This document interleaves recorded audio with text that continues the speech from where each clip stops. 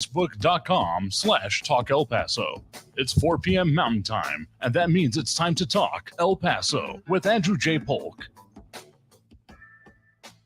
Thank you all so very much for joining us here for Talk El Paso, airing live on News Radio 690 KTSM. I'm your host, Andrew J. Polk. Thank you for tuning in, however you may be doing so, be it on air, online, live streaming through the free and reliable iHeartRadio app, or joining us over on the various social media pages we're up on these days. Anyway, Facebook.com/Talk El Paso, the Talk El Paso channel over on YouTube, Twitter @Talk El Paso, or Twitch.tv, Andrew J. Polk, whichever works for you to get in here, see the show, or just listen to it and participate to, well, however way you want to. And there are a lot of ways to do so. Phone lines a little bit later, as we usually do when we start taking those calls. But then, of course, a whole lot of people already tuning in, chiming in, particularly with Ida Beza Gardner over there on the Facebook page, primarily the High and the Wave. Thank you for tuning in. Those dropping those likes already, including Ida and Monica Cervantes, Robbie Flores, and others. So, a lot to talk about today. Some more details. We don't usually end up focusing on individual incidents so much as a larger themes, but given how many people got caught, including a lot of people I know, and having to take some detours even after our program yesterday to get around it, more details out today about has resulted in a traffic fatality, as well as that massive multi-hour traffic snarl for I-10 on the west side. So some of those details out there. And otherwise, regionally, again, a saga in this case as well, a rearrest of a man who was found outside and arrested initially outside in El Paso, UTEP area bar, Cincinnati Entertainment District. But let's just be fair with it, as with a loaded weapon, and now rearrested. So there had already been some questions about that whole situation, including the FBI. So that's a whole nother situation, as there was then more questions that have been being raised kind of in the community in general, but talk more about that here and a little bit deeper. As much as we are keeping an eye, of course, on the immigration and border security situation, there has been questions remaining about what was going on, particularly in the aftermath of that Juarez detention center fire back in March. So over 6 months ago, give or take. And now some of that information coming out about the compensation the federal government of Mexico will be paying to the families of victims in this case, while more is still ongoing.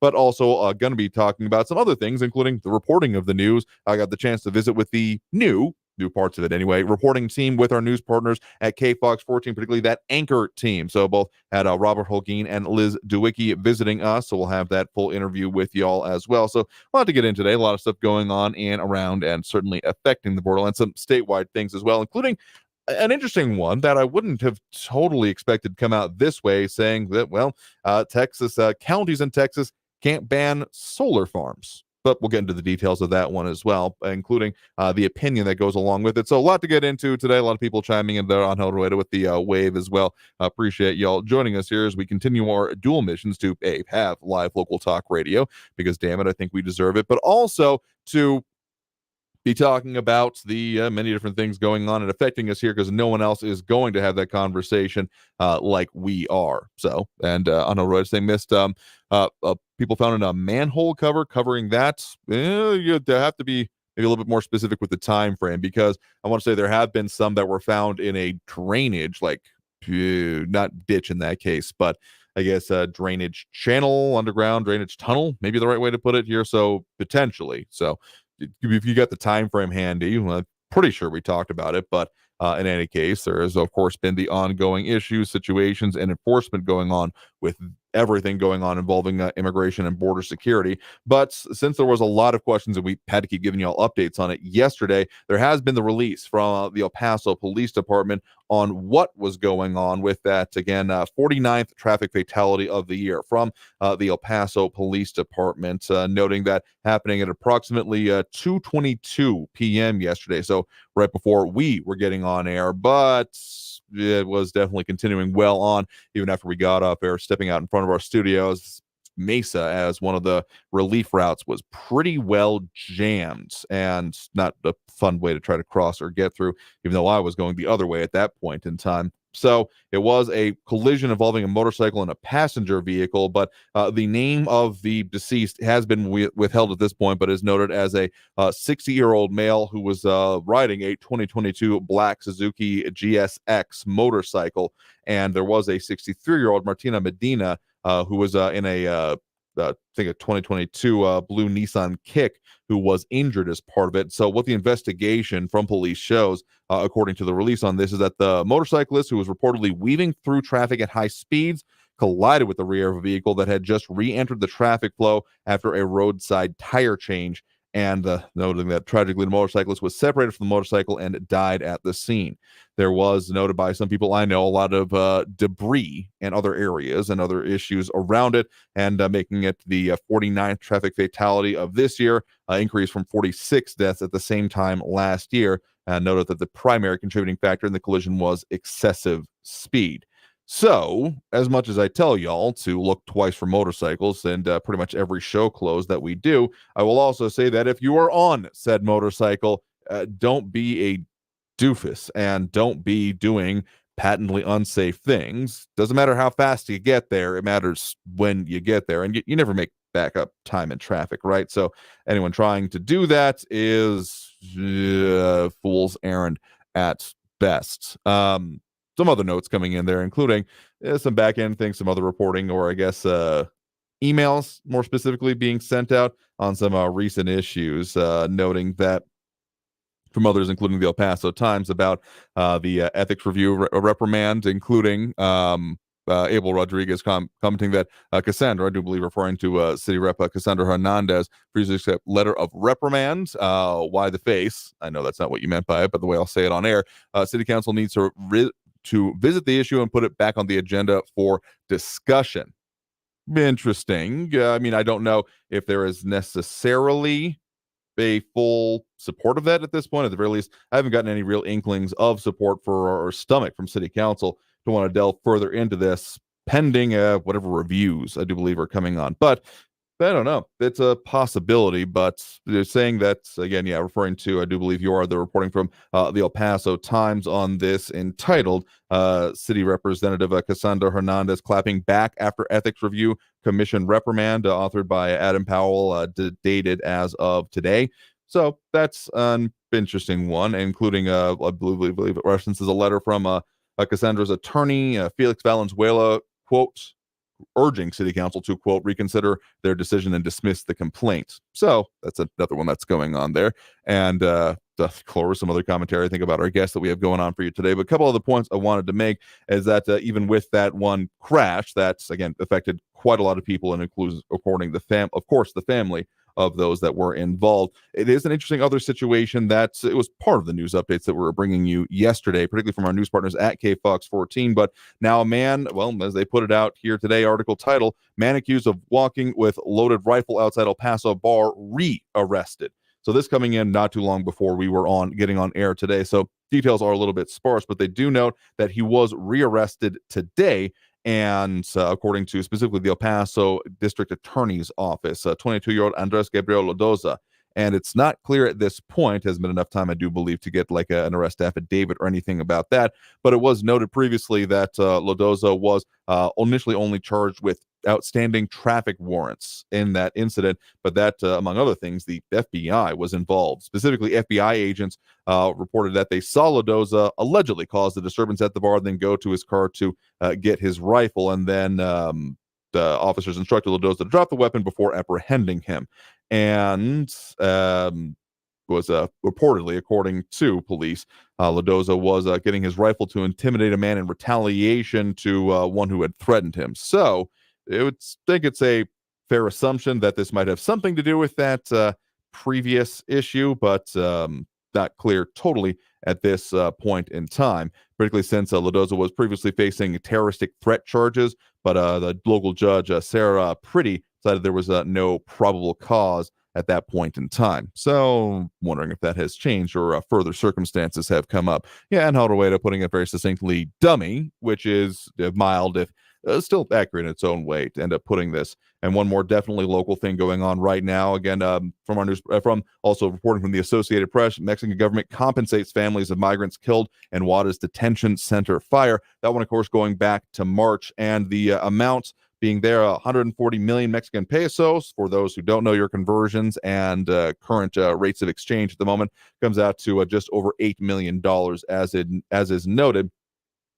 meaning about $200,000 to each of the 40 families of those that were, well, perished in the incident, of which news partners at KFOX 14 do have the video of the fire, of the camera video from inside of the detention center, security camera video, that is, inside the detention center as the fire spread. I'm not going to call it grisly, but it is definitely pretty intense how quickly it ended up spreading, and those that were still caught behind locked iron bars. 29 were also injured in the blaze as well. And so of those that perished in it, do believe it was 40 who died in it. So that's another good part of the evolving situation going on in our area when it comes to border security and immigration issues on both sides of the border.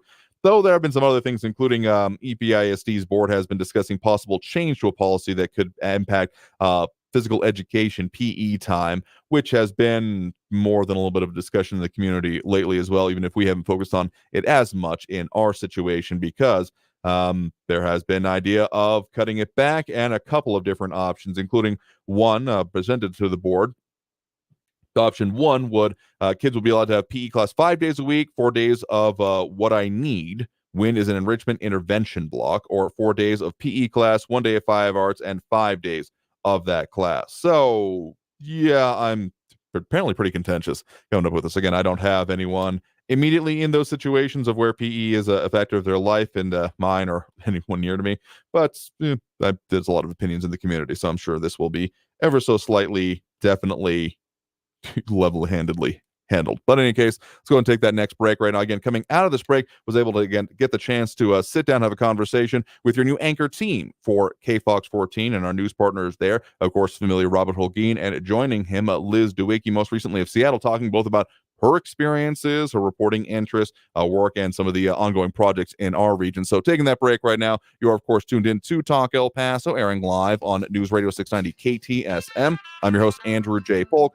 A lot of stuff going on, a lot of conversations we'll continue having. And again, that guest segment coming up next with our news partners and their anchor team. So stay tuned. More Talk El Paso after this break here on News Radio 690 KTSM. Don't go anywhere.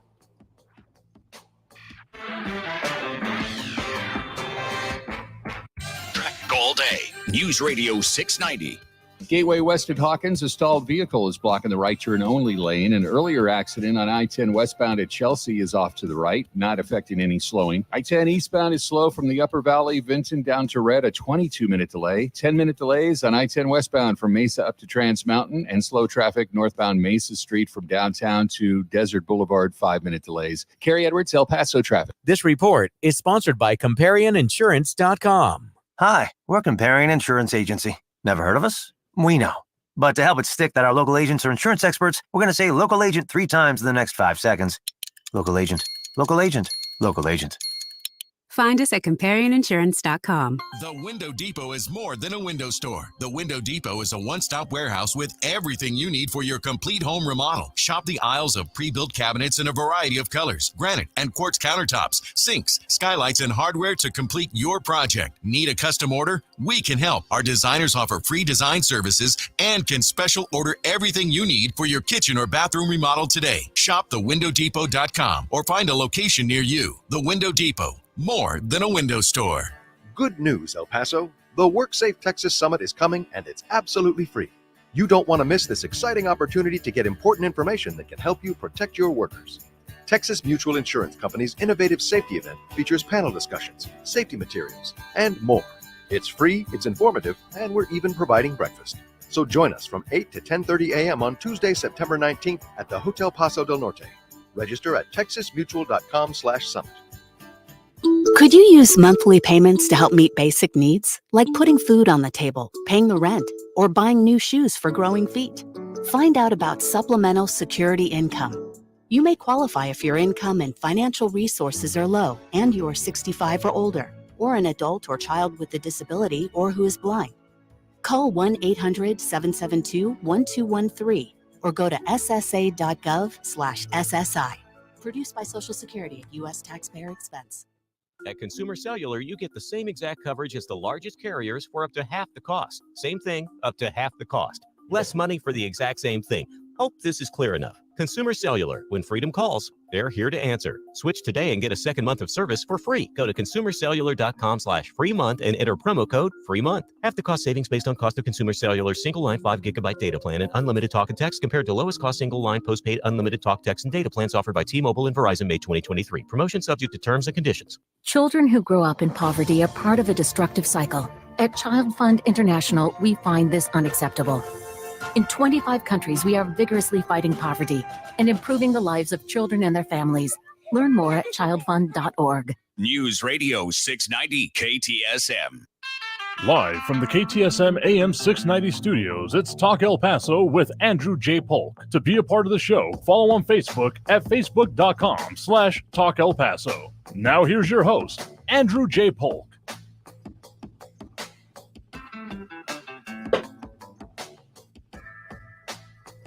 Thank you all so very much for joining us here for Talk El Paso, airing live on News Radio 690 KTSM.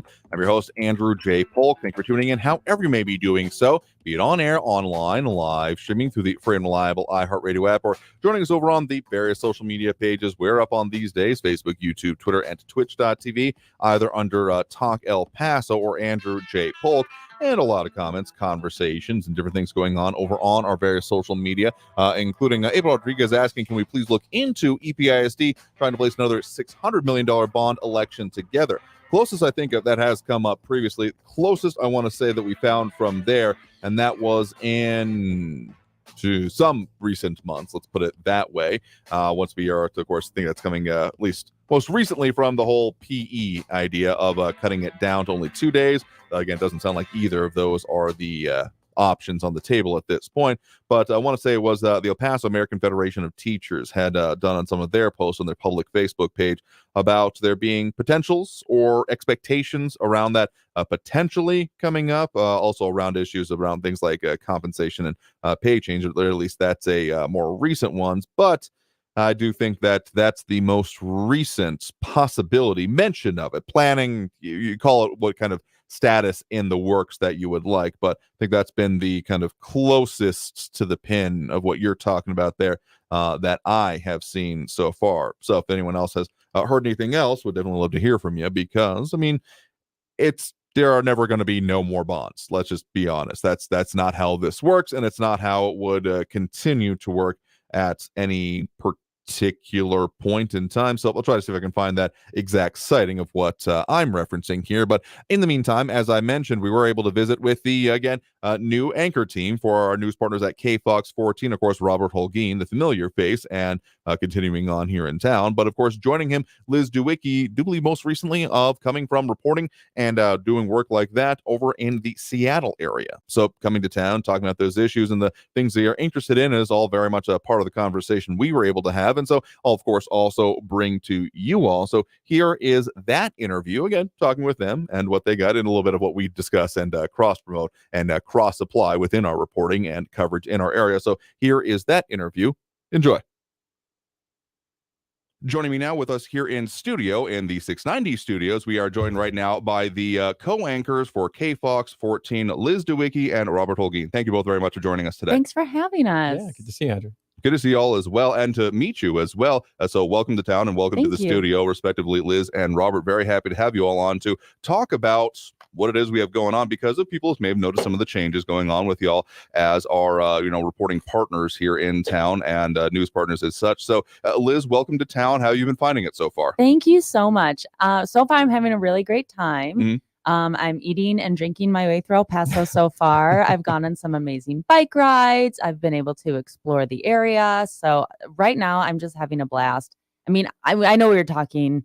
The weather's a little aggressive right now, but we'll get through it. I know we will. Just a tad. I mean, we're in the midst of summer, and eventually we'll get to that, as I refer to it, the 2-week trial of winter every year, but then we'll be right back into it. So if you can handle this much, I would say you're probably pretty well good to go, because this can handle anything. Yeah. This is about as aggressive as it's been. I don't know. How many dust storms have we really had since you've been here? That's the real question. Actually, didn't we just have one the other day? That was that haboob crazy that came cool. over the northeast side. It was crazy. So, okay, that's about the other extreme, I would expect that we would have here. And so, of course, Robert, serving as a longtime anchor with KFOX 14, of course, here. How have you been finding working with Liz so far? Oh, I mean, listen, I'm thrilled. Liz, the caliber of talent that she brings to this station is amazing. She's, like a seasoned pro who's, worked in a major market. So I think we're really fortunate to have her. And I think I'm excited about what the future holds in store. I think El Paso is going to fall in love with her if they haven't already. And I think that we're going to, really as a team kind of, elevate things. I'm excited about that. And I'm excited to work with Robert too. I mean, so far he's been super helpful. I mean, even down to the pronunciations of things. So it's nice to work with people who have a passion for what you do, but also who are just good human beings. So it's been really good so far. I agree. Excellent. So, Liz, for people who aren't familiar with you or haven't gone over to like kfoxtv.com to look at the bio here, what would you like to say about, your most recent experience and some of the, places you worked previously? Yeah. So I'm coming from Seattle. I've been there for 10 years. I got there in 2013. And before that, Oklahoma City, Flint, Michigan, Yuma, Arizona. So Yuma, Arizona, I think prepared me for some of this crazy hot weather. So that's Pretty nice. Pretty close to that. But yeah, just coming from Seattle, and you know what? I know a lot of people have said things like, wow, I mean, Seattle's so different. And it is, but like, this is good. This is like a whole 180. And I just feel like what a great opportunity and a transformation to just try something new. What are some of the stories you've had a chance to work on, or basically, some of the ones that y'all have been producing and reporting on there that you have found interesting? I mean, we got some, you coming from one border to the other, technically, if you really want to be, so at least close by where the area is. So some different issues, I'm sure, that you're all tackling down here now. Oh, yeah, absolutely. That actually, I was just thinking about that the other day, about how I am going from one border to another. I seem to do that a lot because I'm originally from Michigan, right near the Canada border there.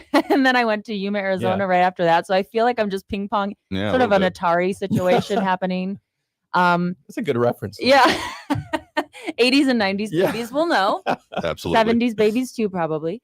But I really enjoyed just sort of covering Seattle as a whole, the area as a whole. I mean, that area has changed a lot in the past 10 years. We were just talking about all the development. It's a huge tech city now. When I got there in 2013, Amazon was, really starting to make its, mark and its footprint in the city. And now it is a behemoth there. You've got some major companies, Starbucks and Microsoft, and that was awesome. I mean, the sports were fantastic. We had that as well, the Seahawks, and we just got the Kraken, the hockey team. All right. So it just really, something for everyone. I mean, there was really so much to cover. But I just think that kind of helped me, prepare myself to be able to cover hopefully anything. And just looking at, and a lot of border issues too. I know we were just talking about this, yesterday or a couple days ago at our news meeting. There are issues in Seattle with, drugs and homelessness. And so that's been a big topic, but that's happening across the country. So it's just, I'm lucky enough to be able to cover all those and hopefully do it in an empathetic way. Absolutely. And we got a lot of the similar kind of things going around here. So Robert, when it comes to what you're going to be, hopefully that, seeing the, team and the fill-ins and the, no longer an empty chair at the anchor desk, so to speak, the things they all going to be covering. And of course, the way that you're going to be tackling them going forward now with, this new team. Yeah. Look, again, the ability to present the news with a talent like Liz at my side is just a privilege. And I'm excited about that. And I'm excited for the viewers, truly, for what we have in store. But it is interesting. I'm going to go back a little bit to what Liz was talking about. We do have a couple of things in common, right? In that, my first job out of school was in Seattle. So I worked for the Associated Press in Seattle a million years ago. I'm an old timer, but so it's so crazy to talk to her about what's changed because, the Associated Press in those days used to be right next to the Seattle Times, which was this beautiful Art Deco building along Denny Way, and it's a beautiful area. Oh, I lived right near there. Yeah. Well, and it's crazy. That's like the AP office was this kind of rundown, old 70s building, not unlike this building we're in now, to be honest with you, but it was right along the water. It overlooked Lake Elliott. So this kind of ramshackle office had this $1 million view over the lake and the Space Needle. Mhm. And I went back recently, a couple of years ago, like literally everything's gone because that's all like Amazon now. Yeah.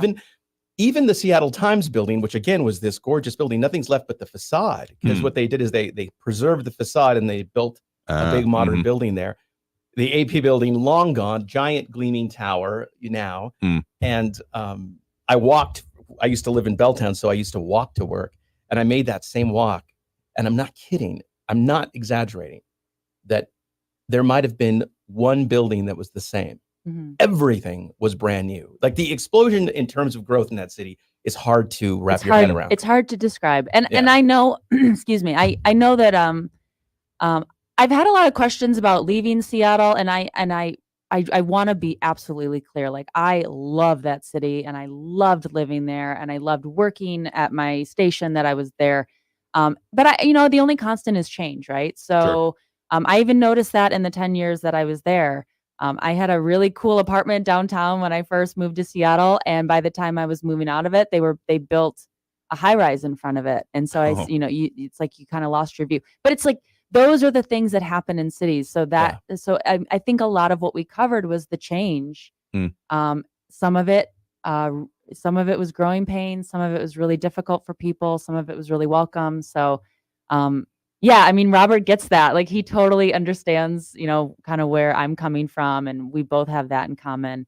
And I loved my time in Seattle, but it has changed so exponentially. It's hard to quantify. That's the right word, exponential change. Yeah. It really does feel that way. Absolutely. And again, if you're just joining us, guests right now, again with us in studio, Liz DeWicki and Robert Holguin, co-anchors for KFOX 14. Particularly find them there in the evenings, KFOX 14 News at 9 in the afternoon programming. And of course, all the details on them, including Liz's background, kfoxtv.com to find it out there. So I want to talk a little bit about some of those kind of, ongoing reporting efforts. I mean, a lot of those things and topics you're talking about from Seattle, a lot of them can be found here in El Paso as well, including Amazon having its presence at a different level in this area now. But of course, you'll have some of those in-depth and ongoing reporting efforts, including ones that we've referenced a few times, such as the Police Academy series that has been going on, looking at the whole series of what it takes to go through and kind of in-depth on that. So when it comes to those type of reporting efforts and those real, big ones there, what are some of the things that you would want people to know about that are coming up or that you all are working on, the stuff that is, the kind of really important and impactful stuff? The becoming the badge is a little bit out of our purview, but it's an impressive effort that's being made there by a couple of our colleagues. Selena Madrid and Jay Gassares, the photographer, are just like embedded with this class of recruits, these cadets, to follow them on their journey. And of course, it's an important thing to focus on because you are in a moment which again ties back into issues that extend from the Pacific Northwest all the way to the Southwest border, which is you're at this moment where policing is having a really hard time finding people to do that job because it's an incredibly difficult job. Right. And after 2020 and after George Floyd, there were a lot of changes that took place, and certainly the public's attitude about that. So it's an interesting exploration about the ways that you go and find people who are qualified to do that job, who are empathetic enough to do that job, and who can have the commitment to a job like that. So I praise the efforts by our colleagues there. But again, certainly that's something they're doing. But it's an example of what our station is about, which is kind of delving deep into some community issues. Yeah, we were just talking about some of the community work. I know we just had our back to school expo that was really fun, and we just had a diaper drive as well. So I'm hoping to do more stuff in the community as well. And I know we spent I feel like we spent a major chunk in El Paso right now talking about Seattle. But I was on a bike ride yesterday with some new friends that I've made in town, and that's really exciting. But we were just sort of chit-chatting back and forth, and one of my friends, while we were riding, he was saying that he's lived all over the place, originally from El Paso, and he had moved to Germany, and he had moved all over the country, and then he finally arrived back in El Paso about 10-15 years ago, and we agreed that this city feels like a city of opportunity. Like if you think about a lot of and that's the experience I've felt so far, which I'm really excited about being here. I mean, there's so many great cities across the United States, but some of them can feel expensive or, really overdeveloped. And I think maybe a lot of people from my generation, I feel like we're looking for new, interesting, unique places to put our roots down. And I just feel like El Paso's that. I mean, everyone I talk to, they love living here. They believe in the city. And that is so beautiful. I'm excited to be in a city where people are excited about the opportunity. And that's what my friend and I were talking about yesterday. He's just like, I see this place with so much possibility. And I think people are picking up on that. And that's really exciting. It just feels like a really positive place to be right now. Yeah, that's a great way of putting it. Yeah. The fact that opportunity is within reach in a city like El Paso, and I think El Paso does welcome the those who are willing to take risks and willing to bring something new and different to the city. And people have been so welcoming too. Yeah, on that I'm same sure note. that's Yeah. true. You know, along the lines of what you were talking about, I remember I've been back in El Paso about 7 years now. I was in Los Angeles for 10 years prior to that. I worked at the ABC there. And I remember within the first year of being back, a couple of friends from LA came to visit me. They were, just coming out to see what was going on in West Texas and see what I was up to. And we went to a bar downtown and we were just hanging out at a bar. And it was a kind of a microcosm, a little bit of what you're talking about, Liz, which was that you had in this just downtown happy hour kind of situation, you had, you had mayors, you had bankers, you had, developers, also with musicians, artists hanging out, everybody just sort of talking and having a good time and exchanging ideas and thoughts. And my friends really did kind of comment on how that would never happen in LA. In LA, you wouldn't have that opportunity to kind of, mix like that and to get those, everybody kind of is in their own bubbles. More there. stratified. Yeah, exactly. That's a great way of putting it, stratified. And they were really amazed by that. And it kind of came home to me too, that that's what this city can afford you. Yeah. So this awesome place of opportunity, and that's exciting to me. Just everyone I meet has been so gracious and welcoming, and I am really excited for the future here. And I can't wait to see how the city grows and changes. Like we said, change is the only constant. So I'm excited to be Absolutely. part And of we're that. still looking at a lot of that here. So are there any particular topics, in the time you've been in town so far, that you've been interested or really going to be interested to continue on with the coverage of, and particularly, from your seat on the anchor desk now? To predict the future. Certainly.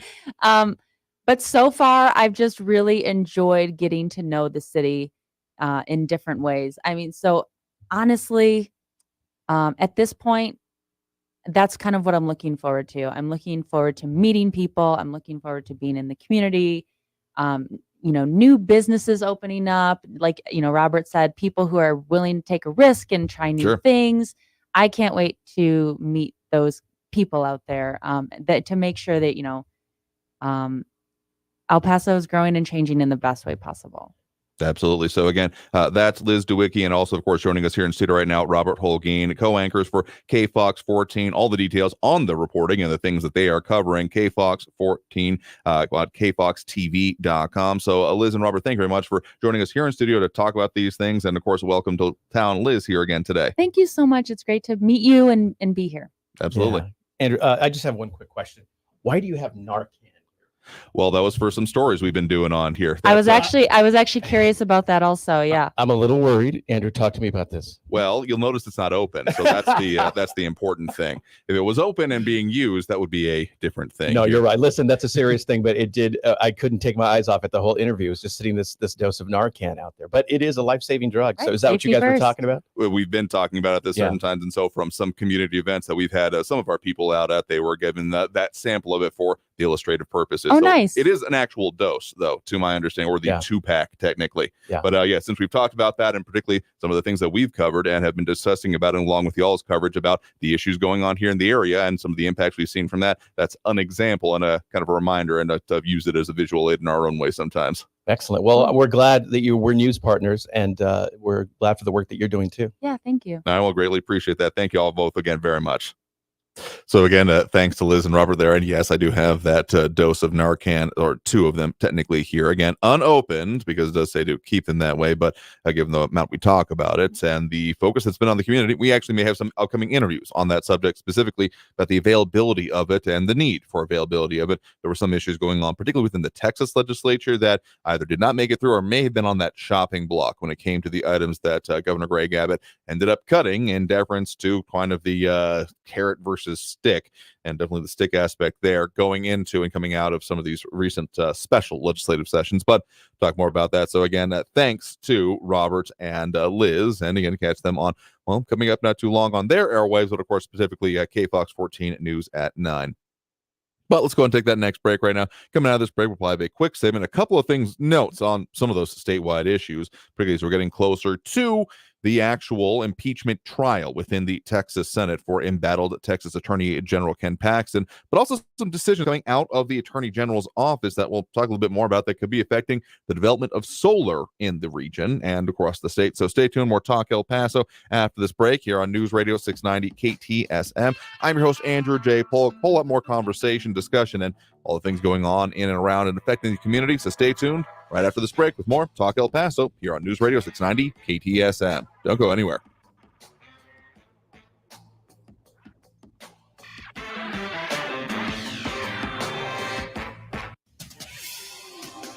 El Paso's News Radio 690 KTSM.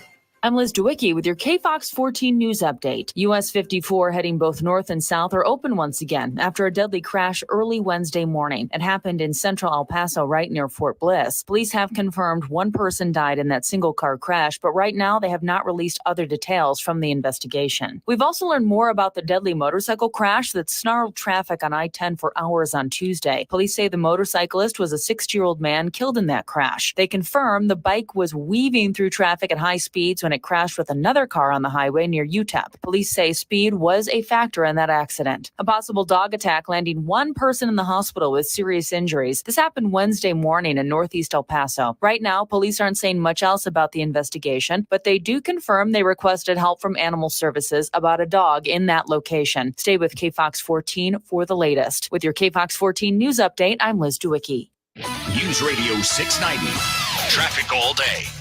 No crashes on your borderland freeways, just some slowing. I-10 eastbound, probably the slowest from Trans Mountain over to the Patriots, an 8-minute delay. I-10 westbound, red up to Trans Mountains, a 5-minute delay. An earlier crash, I-10 westbound at Chelsea is cleared. All lanes are back open. And Mesa Street is slow with 5-minute delays in both directions, north and southbound from the downtown exits up to Desert Boulevard, 5-minute delays. Carrie Edwards, El Paso traffic. From the KFOX 14 Severe Weather Center, I'm Chief Meteorologist Brad Montgomery. Temperatures are going to be on the rise as we go through our Thursday. We'll see temperatures in the 60s and 70s tomorrow morning, and then for the afternoon, high around 102 degrees, 10% chance of a very isolated storm for your Thursday. As we look to your Friday, partly cloudy skies, hot once again, high 102. If we're lucky, numbers could come down some with highs in the upper 90s for the weekend. From the KFOX 14 Severe Weather Center, I'm Chief Meteorologist Brad Montgomery. This report is sponsored by Indeed.com. Fall into autumn hiring with Indeed. Their all-in-one solution makes it easy to attract, interview, and hire candidates. Sponsor a job and immediately get a short list of quality candidates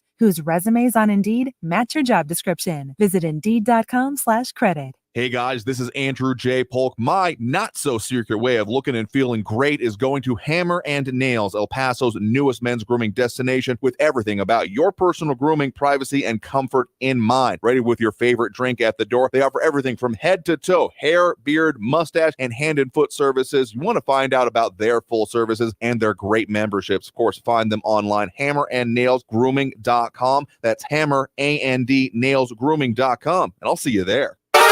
Hi, I'm Burt Ward, Robin from TV's Batman, inviting you to feed your dog natural, non-GMO, Gentle Giants dog and puppy food. Dogs eating Gentle Giants and following our special feeding and care program are living as long as 27 healthy, active years with a wonderful quality of life. Holy wow, 27 years! Think of all the extra years you could enjoy with your dog at Target, H-E-B, and stores near you. Try Gentle Giants cat and kitten food, too. Keep your family and livelihood safe with Mazer Security Alarms. Systems start at under $35 per month. No job is too small or too large. For your free quote or to upgrade your existing system, call Mazer Security Alarms at 915-590-0033. Hi, we're Comparion Insurance Agency. Never heard of us? We know. But to help it stick that our local agents are insurance experts, we're going to say local agent 3 times in the next 5 seconds. Local agent, local agent, local agent. Find us at comparioninsurance.com. This report is sponsored by comparioninsurance.com. Always just minutes away from the latest news around town and around the world. You need to know what's going on. News Radio 690 KTSM. News Radio 690 KTSM El Paso. The Texas Mutual Insurance Company WorkSafe Texas Summit is coming to the El Paso area. Going to be happening Tuesday, September 19th at the Hotel Paso del Norte, bringing safety and compliance information that will help employers protect their workers. It's a free event, 2.5 hours with a free breakfast included as well, with 2 interactive Q&A sessions with safety experts, OSHA information panel discussion, and workplace safety panel discussion, including helpful resources and safety materials, and offering opportunity to network with other business owners and safety professionals, and parking validation will be provided. Space is limited, so make sure to register by September 12th at texasmutual.com/summit. That's texasmutual.com/summit. So be sure to join in on the WorkSafe Texas Summit put on by Texas Mutual Insurance Company September 19th at the El Paso del Norte in downtown El Paso. Live from the KTSM AM 690 studios, it's Talk El Paso with Andrew J. Polk. To be a part of the show, call 915-544-KTSM or follow on Facebook at facebook.com/Talk El Paso. Now here's your host, Andrew J. Polk. Thank you all so very much for joining us here for Talk El Paso, airing live on News Radio 690 KTSM. I'm your host, Andrew J. Polk. Thank you for tuning in, however you may be doing so, be it on air, online, live streaming through the free and reliable iHeartRadio app, or joining us over on the various social media pages we're up on these days, Facebook, YouTube, Twitter, and Twitch, either under Talk El Paso or Andrew J. Polk. And a lot of comments coming in there. A lot of people tuning in, chiming in over there and dropping those likes and reacts that we certainly appreciate, including Louis Pinato, James Holmes, Angel Rueda, Robbie Flores, Ida Beza Gardner, Monica Cervantes, and more. Those are just from the Facebook itself here, but also some other conversations about, particularly John Adams, very concerned about the solar. But okay, let's just call it interesting conversation going on in the state right now, a lot of the other parts of it, when it comes to natural resources and the utilization of the same, because there has been continued again embattled Texas Attorney General Ken Paxton, including a new article out as of not too long before we were on air today, from the Texas Tribune, entitled "New Accusation: Ken Paxton Used Burner Phone, a Secret Email Account, Fake Uber Name to Hide Ties with Nate Paul," specifically. But there's an interesting other one coming out from the interim attorney general for Texas. Of course, Ken Paxton still has the title, but is not operating as such because of the impeachment that he has been voted for, and now the trial progressing on that. But an interesting decision out from, again, Angela Colmenero, the interim, or provisional, I guess is the actual technical title for it, Attorney General. According to the Texas Tribune here, Texas counties don't have the power to ban solar farms, Attorney General finds. That's the headline from the Texas Tribune out today. And Subhut headline is noting that the opinion comes as communities across the country fight solar and wind development, which play an important role in slowing climate change, but use a lot of land. Again, that's headline there from the Texas Tribune, and noting that particularly in some nearby Dallas-Fort Worth area communities that have been seeing solar development come through, that the county, and this specifically hinges on counties, that the county had been trying to put initially a moratorium ability to stop the further development after concern from residents, but that's they basically, commissioners in that county said basically, we're not sure we can do this, so approached the state to ask, okay, what actually are the powers? And as is often the case, counties in Texas are not just more expansive cities. They actually have incredibly limited powers. There are certain things such as like development setbacks and not a whole lot more ability than that. They can't do ordinances. And so even development bans like this, basically saying that no, that's what the decision, that's my subphrasing of the decision from, again, the provisional Attorney General Colmenero, saying that, yeah, no, this is not within the purview of counties. They do not have the ability to do so. It is noted that while other laws do give counties control over roads and public health, those laws could not likely be stretched to back up a solar farm ban, according to that decision there. So, I mean, this might not be the end of it, though it does have certain questions. I will note one other thing, and this probably maybe a little bit more serious, specifically when it comes to natural resources in the state. As much as we've been having conversations in our local area about water usage, El Paso Water specifically, formerly people may remember it as El Paso Water Utilities, is kind of chopping off that last part of it in recent years, deciding and putting forth that, okay, we've had better rain and snowpack and river flow and all those important good things so far this year, but it's not a guarantee for all future years. So still concerns and kind of not alarm bells exactly, but the kind of like pre-alarm bells status, I guess. And those are very much going off in other parts of Texas. Again, Texas Tribune with a very interesting article entitled "Heat, Drought, and Population Growth Have Stressed Aquifers That Supply Water to Millions of Texans." Noting that specifically some natural springs, even parks, have been drying up in other parts, and that some people may even have to relocate in certain areas because there are even that water hauling companies. Because, I mean, we have colonias out here in our region, even in El Paso County itself, and they often get, if they're not connected to utilities, water services brought to them, pumped out of a truck into usually a container or maybe a cistern, sometimes a plastic one right next to the building. And that's one thing, but imagine if you couldn't even get that. And that is the situation going on with some other parts of Texas right now. So serious, definitely serious, because we're talking about maybe having to have people move because they can no longer not even get okay, it's one thing if you're having temporary disruptions to utilities, but if you can't even get water at your place, yeah, that's one of those you're not able to support life in your location kind of issue. So they do a very interesting deep dive into all of the things and the way, again, springs drying up, low water levels. So, and like in some places, they have pictures of all outside water use prohibited, which, I mean, we're dealing with issues and continue to have, restrictions, the even odd watering system we have in our place, but this is well beyond that even. So bad. But in any case, still happy to be here in El Paso for many reasons. So let's go ahead and take that next break right now, or actually, as a matter of fact, I think we're going to go just pretty well into the top of the hour here at this point. So in either case, we'll go ahead and open up the phone lines as we usually do at this point during the show. Just know if we come back for a short segment after this, it'll be very short indeed. But if you want to get on that line and add your 2 cents on this or the many other issues we are discussing here today, of course, that number to do so, 915-544-5876, 915-544-KTSM. Back after this break with more Talk El Paso here on News Radio 690 KTSM. Stay tuned.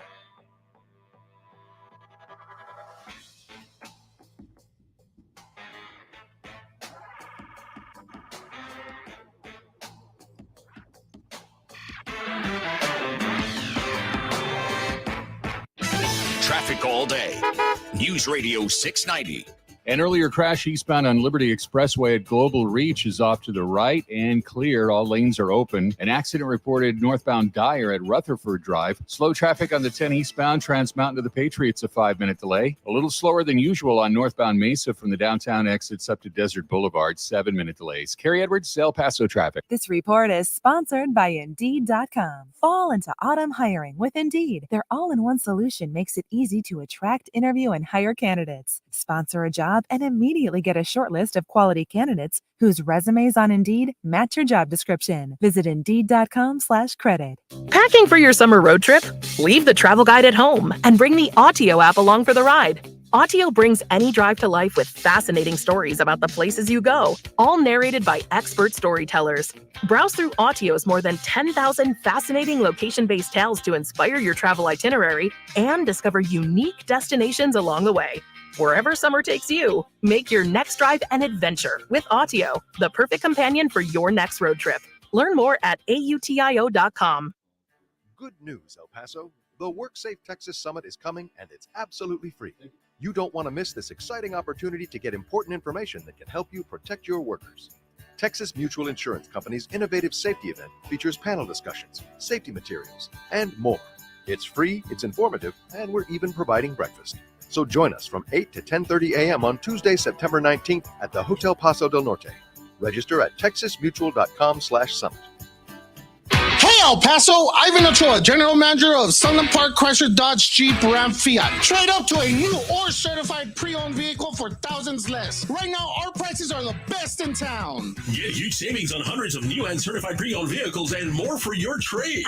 For a limited time, everyone gets employee pricing on 2023 Jeep Gladiator trucks and super low 1.9% APR for 72 months. Take $6,000 off MSRP on 2023 Ram 1500 trucks or 2.9% APR for 72 months. Take $2,500 off MSRP on 2023 Dodge Charger and Challenger. Get $2,500 off MSRP on 2023 Chrysler 300.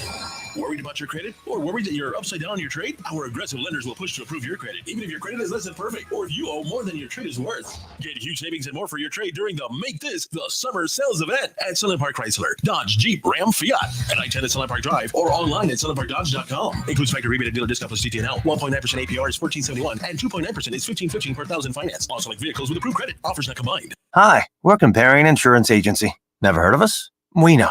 But to help it stick that our local agents are insurance experts, we're going to say local agent 3 times in the next 5 seconds. Local agent, local agent, local agent. Find us at comparioninsurance.com.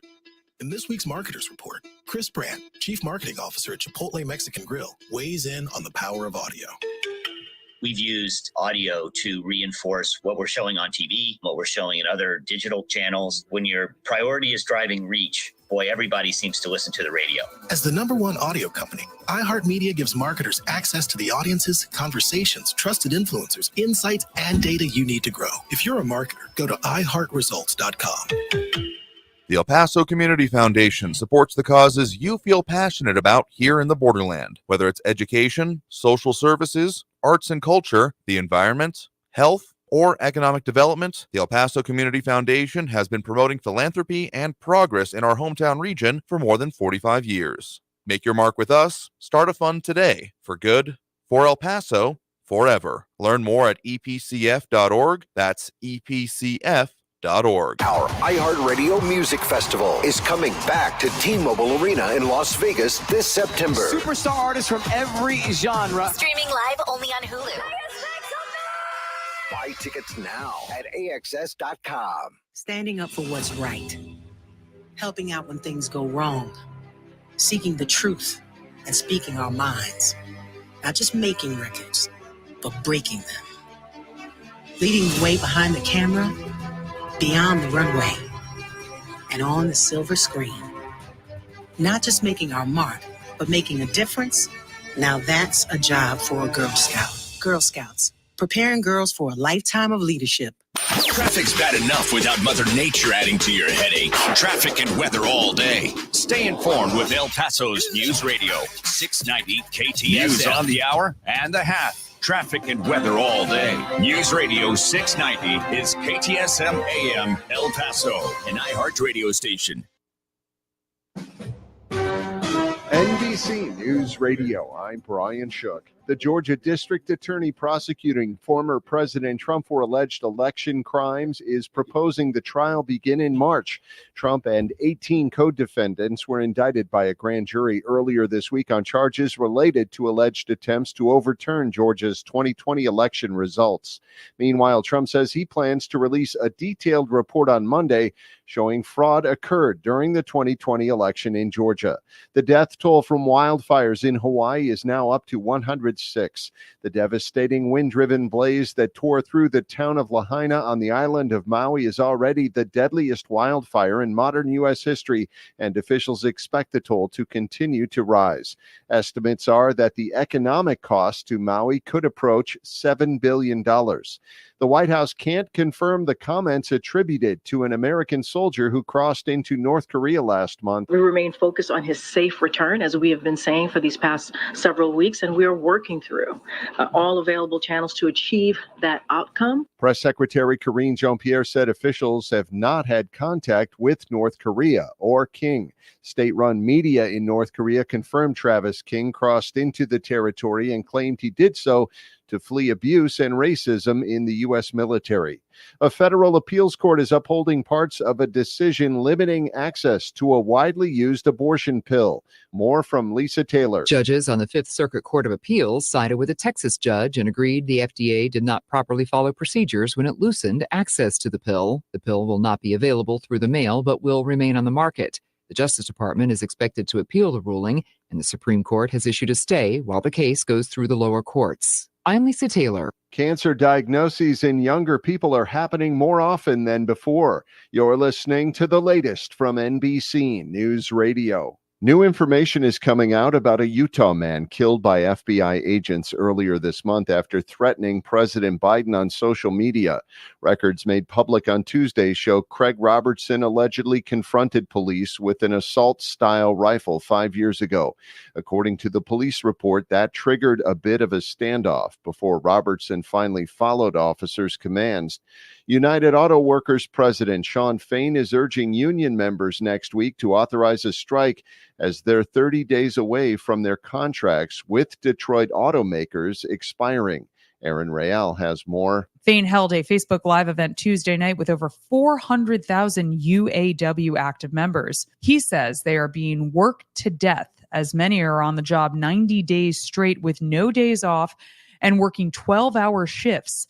The union wants a 46% pay hike over 4 years, with General Motors and Stellantis saying that is too much. A troublesome bear known for breaking into a lot of homes in the South Lake Tahoe area of California has been shipped out of state. Phil Hewlett reports. The 500-pound female black bear, known as Hank the Tank, is responsible for at least 21 break-ins and a lot of property damage. As an alternative to euthanasia, wildlife officials have chosen to relocate the bear to the Wild Animal Refuge near Springfield, Colorado. Hank the Tank's accomplices, her 3 young cubs, very well might also be relocated, but their destination would likely be a wildlife rehab facility in Northern California, where they can learn to not follow in their mother's footsteps and be returned to the wild. Metal detectors in Wales have found 2,000-year-old gold coins. That's the first Iron Age gold coins discovered in the country, according to CNN. The 15 coins were found on the Welsh island of Ainslie and have been declared as treasure. Brian Shook, NBC News Radio. Get ready to win your way to our 2023 iHeartRadio Music Festival and $1,000. You'll be there. T-Mobile Arena here in Las Vegas. September 22nd and 23rd. Streaming live only on Hulu. The iHeartRadio Music Festival. Having the time of your life is more rewarding than ever when you visit any MGM Rewards destination nationwide. Dine, stay, play, and earn on all of it. Details at MGMRewards.com. Subject to earning and redemption limitations applicable to certain purchases and in certain states. This report is sponsored by ComparionInsurance.com. Hi, we're Comparion Insurance Agency. Never heard of us? We know. But to help it stick that our local agents are insurance experts, we're going to say local agent 3 times in the next 5 seconds. Local agent, local agent, local agent. Find us at ComparionInsurance.com. Hi, I'm Burt Ward, Robin from TV's Batman, inviting you to feed your dog natural, non-GMO, Gentle Giants dog and puppy food. Dogs eating Gentle Giants and following our special feeding and care program are living as long as 27 healthy, active years with a wonderful quality of life. Holy wow, 27 years! Think of all the extra years you could enjoy with your dog at Target, H-E-B, and stores near you. Try Gentle Giants cat and kitten food, too. Life's too short to just live in pain. Visit the Good Feet store today and see how we can help. Only iHeartRadio gives you access to all of your favorite radio stations. It's The Woody Show. Rover's Morning Glory. The Rod Ryan Show. All of the once-in-a-lifetime events. iHeartRadio Music Festival. All of the best free curated playlists. Everything that rocks. All the great podcasts for every interest. This is Freddie Prinze Jr. from the Wrestling with Freddie podcast. All of the mind-blowing contests. $20,000. Awesome. All of your favorite superstars. We are 30 Seconds to Mars. This is Alex from All Time Low. Download the iHeartRadio app today. Free has never sounded so good. News Radio 690 KTSM.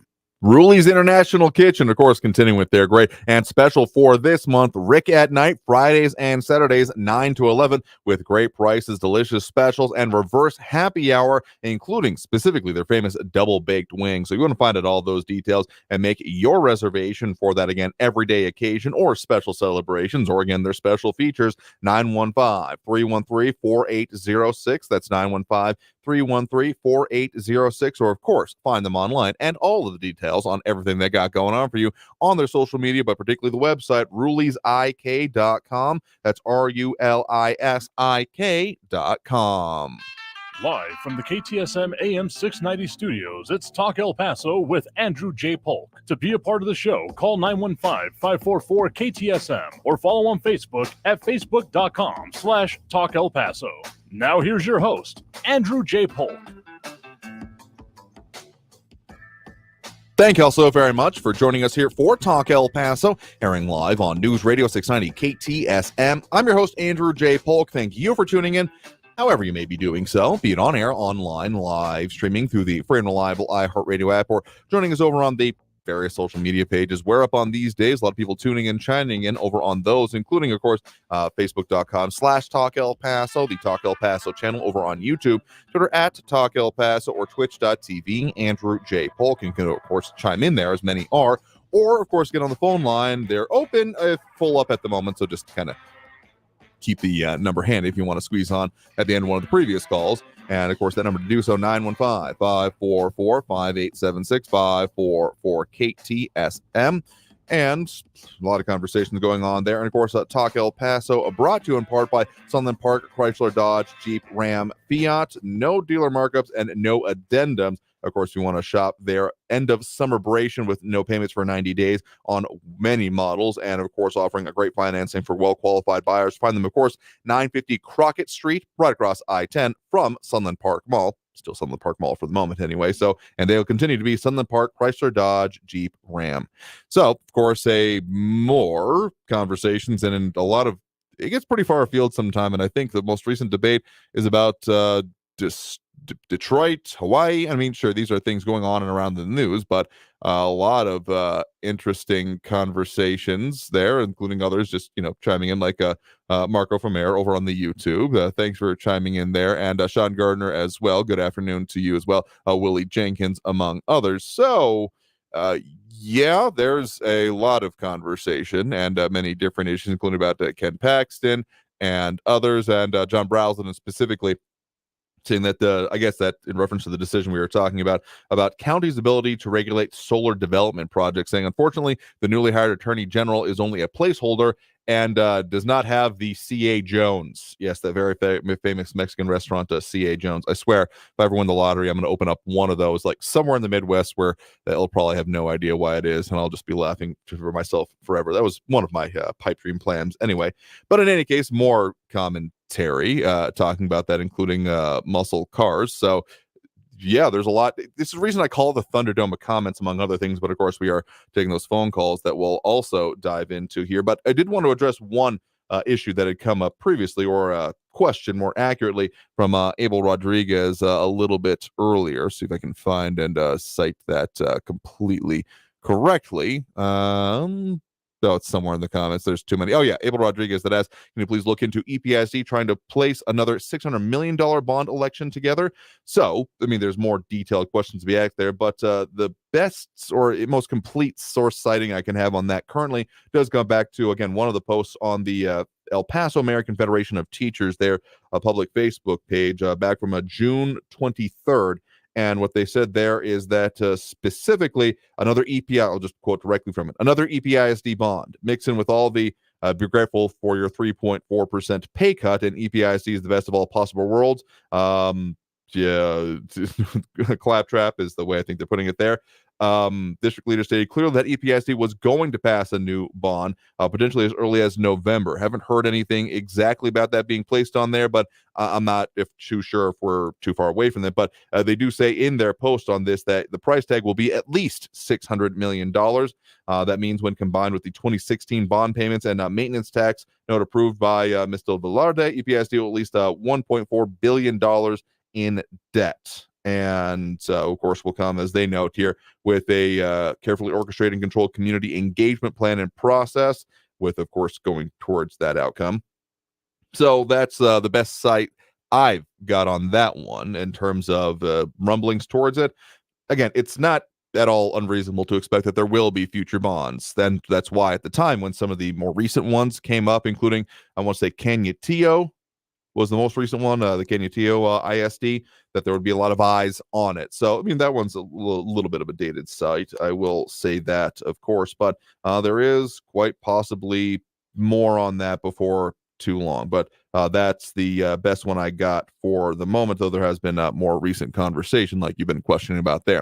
In any case, let's go ahead and dive into those phone lines right now. Again, that number to do so, full up at the moment, but keep the number handy, 915-544-5876-544-KTSM. I will say that there was another interesting article from our news partners at KFOX 14 recently about what's going on with some of the vacant buildings, including, not too far from our station here, Moorhead Middle School, or formerly Moorhead Middle School, now a conjoined school. But let's dive in on those phone lines. We do have Raul in the Northeastern line with us here right now. Raul, thanks for joining us. Hey, Andrew, that Thunderdome is more like the fart zone. Hey, Marco for mayor.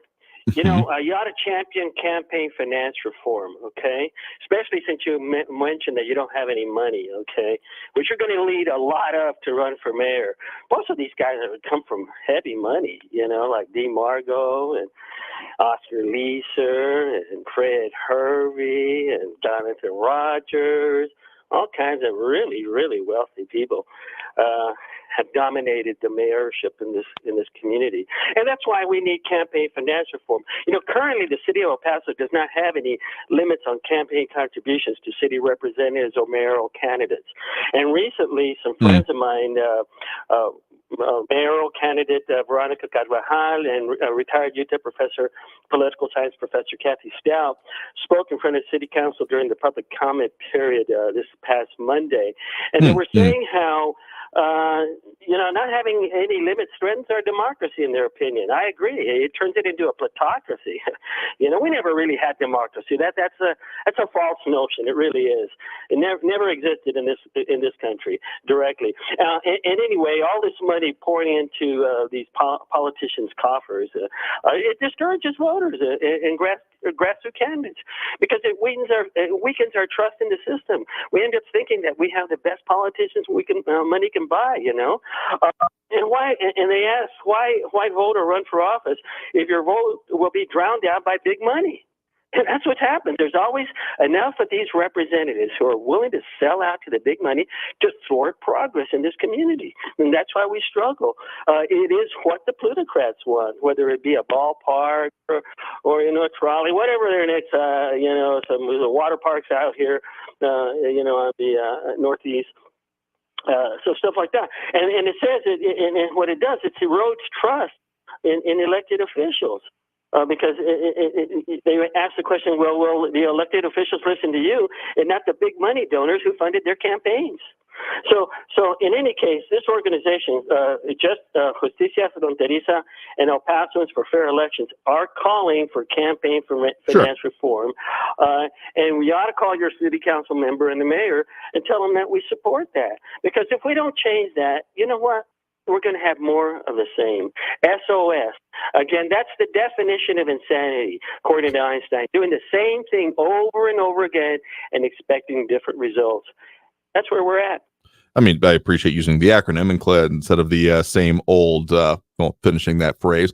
But I will say that I do think that there have been pushes towards that. I can't actually remember offhand what the outcome of. I know that there was, around some of those recent petition efforts, there was being putting some on by, what was it? The Fronteriza organization comes to mind, but I know there were others involved about having some 3 parts put onto the ballot. I don't think all of them ended up making it onto that most recent ballot. Anyway, they did have other items on it, because one of those, I mean, there was the whole, Prop K and everything else that was also, and certainly significant in its own right on the ballot, though I think like Prop I, the one when it came to involving first responders, took most of the remaining air out of the room at that point in time.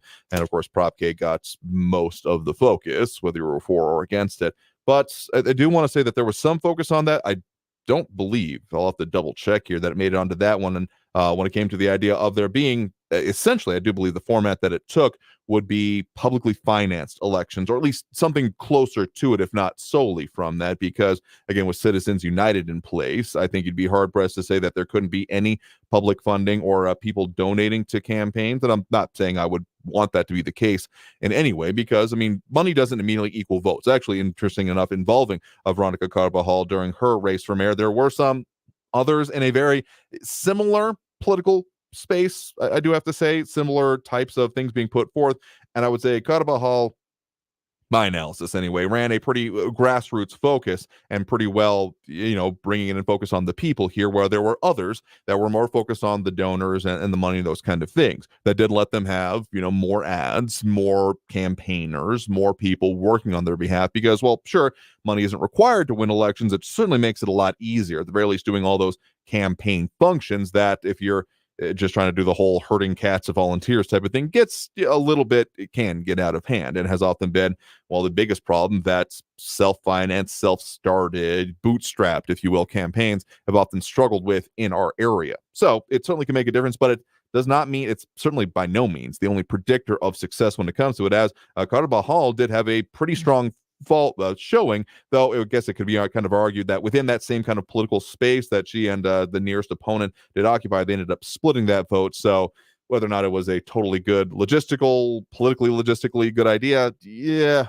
I mean, obviously didn't work out in the long run. And certainly we do have had and have continued to have well-connected, well-financed individuals who make it to the top of the ballot. So I don't expect that to necessarily change, but I wouldn't necessarily take it as a given. I would still chalk up quite a lot to political apathy in our area, because, I mean, sure, you chalk it up to that, well, they're only listening to their donors, but again, you go to most of your average city council meetings. I mean, we've had some that certainly draw people out, but I don't think they would necessarily qualify as single issue voters. But if this is the only time that person has ever showed up to a city council meeting and spoken before city council on like the public comment section of it, I mean, that kind of gets worked into and plays a part in the considerations for, well, the council members. What I would think that we need, and I don't think it's necessarily reasonable to think, if you care about city council, go to every meeting and never let them stop hearing from you. Because there are and have been, maybe not like a core crew or anything like that, but people who have done that. And I do think that kind of then starts getting filtered out as and I don't use this phrase derogatorily, though I think it could be taken that way, as, ankle biters of like, oh, they're the ones nipping at our heels, and we're never going to make them happy. So I don't know if it gets drowned out that kind of way, but this is where I say that, like, civic organizations, people coming together in groups, because it's absolutely not reasonable to expect any one person to constantly and be before council or any of the other local elected bodies and doing the constant advocating. I mean, it's a good thing, but it's also, I mean, it's just not reasonable for a person who has to live their life, do things, family, job, whatever have you, to keep doing that. So I would say, kind of in the vein of what you have talked about, along the lines of having, the public research organization, maybe publicly financed as well, but of having civic organizations doing more of that. I mean, there are certain things that exist in other places, other states, other parts of the country. Maybe not like, well, some exist in this town as well, like a League of Women Voters comes to mind, but they're pretty well focused on elections specifically. So there are a lot of single issue ones and just community advocating ones of kind of keeping on top of city council in certain ways. I mean, they have cropped up in other ways. Libre Initiative comes to mind as some of the other petition efforts that have, of course, come through, but being enough of a presence before the local elected bodies to make it so that there's, at the very least, a conception before our elected officials that people are paying attention. I don't know. I think that would go pretty well a long way here. But so appreciate the point in the call on the local issues. It's an interesting idea of doing the local campaign finance reform, but I think you still got to go, unfortunately, pretty well immediately federally to talk about that, or at the very least to see maybe being a difference in the removal of that. So a little bit out of our local scope, but an interesting idea nonetheless. So let's go and take that next break right now. Coming out of this break, we'll talk more about these and the other issues going on and affecting us here in the borderland. So, of course, if you want to get on that line, line's available now, and that number to do so is 915-544-5876, 915-544-KTSM. Back after this break with more Talk El Paso here on News Radio 690 KTSM. Stay tuned.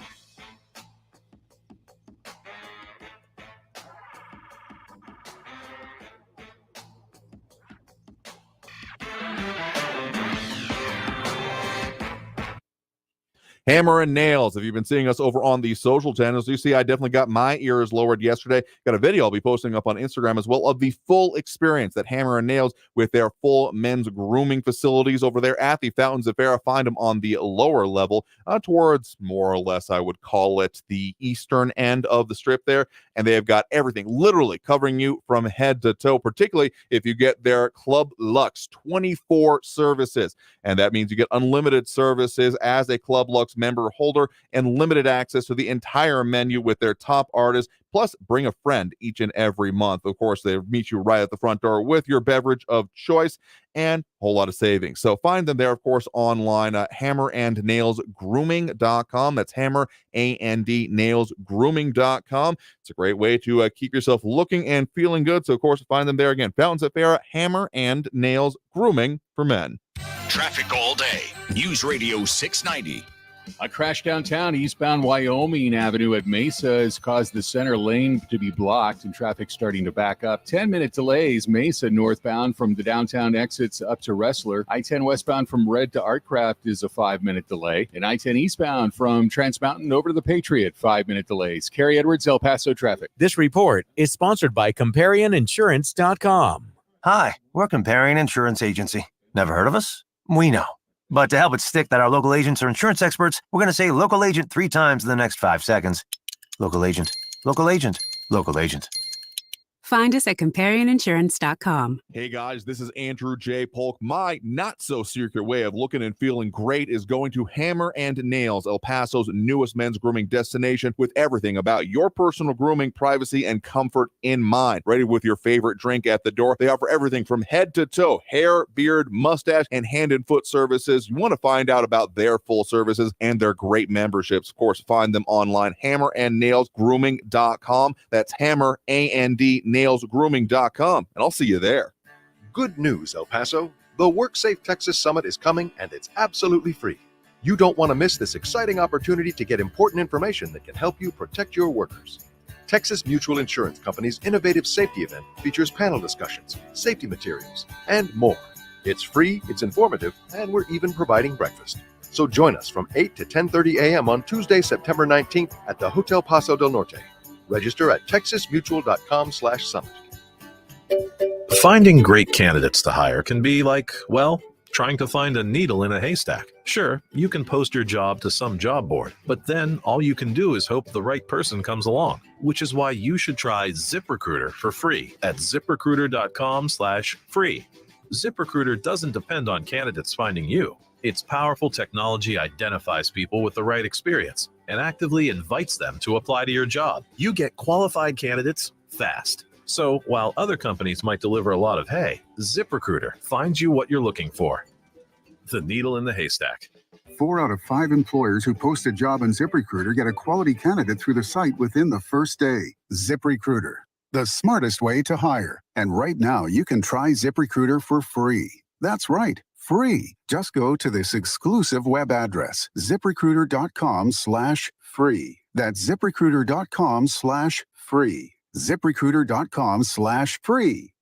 180 over 111, and I had a stroke. I couldn't speak or walk. This is high blood pressure. Get back on your plan. Go to loweryourhbp.org. Brought to you by the American Stroke Association, American Medical Association, and the Ad Council. News Radio 690, KTSM El Paso. Mazer Security Alarms, available and locally operating for decades now, and keeping you and your family, business, whatever have you that you need to keep safe and secure. Of course, you can find them online by giving them a call to get your free quote, your free estimate, and your free ability to find out what it takes to keep all that in place. No job is too big or too small for them, and they do have they have financing available. So if you want to give them a call, that best number to do so is 915-590-0033. That's 915-590-0033. Mazer Security Alarms. Live from the KTSM AM 690 studios, it's Talk El Paso with Andrew J. Polk. To be a part of the show, call 915-544-KTSM or follow on Facebook at facebook.com/Talk El Paso. Now here's your host, Andrew J. Polk. Thank you all so very much for joining us here for Talk El Paso, airing live on News Radio 690 KTSM. I'm your host, Andrew J. Polk. Thank you for tuning in, however you may be doing so. A lot of ways to interact with the program, particularly over on our various social media channels in Facebook, YouTube, Twitter, and Twitch.tv, either under Talk El Paso or Andrew J. Polk. So also have Matt Olson taking it easy on me today, which is the yo.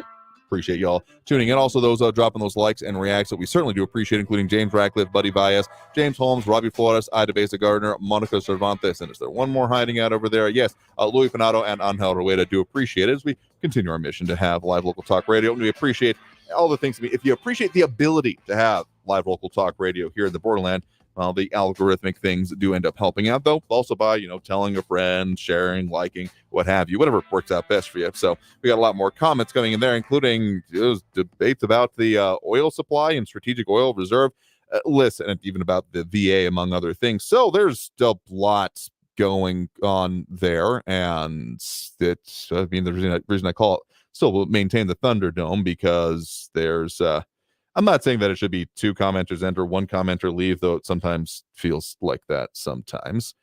In any case, we do have those phone lines also, of course, open, if full up at the moment, but again, just keep that number handy, 915-544-5876, 544-KTSM. And on the line with us right now, we do have Trish on the west side here with us right now. Trish, thanks for joining us. Hi, I wanted to tell you that I'm glad Marco is running for mayor, because at least he's trying to do something. He didn't call in every day and complain. Yep, fair enough. I mean, we do appreciate people bringing up ideas, certainly. I wanted to, the fire in Hawaii is one of the worst, right?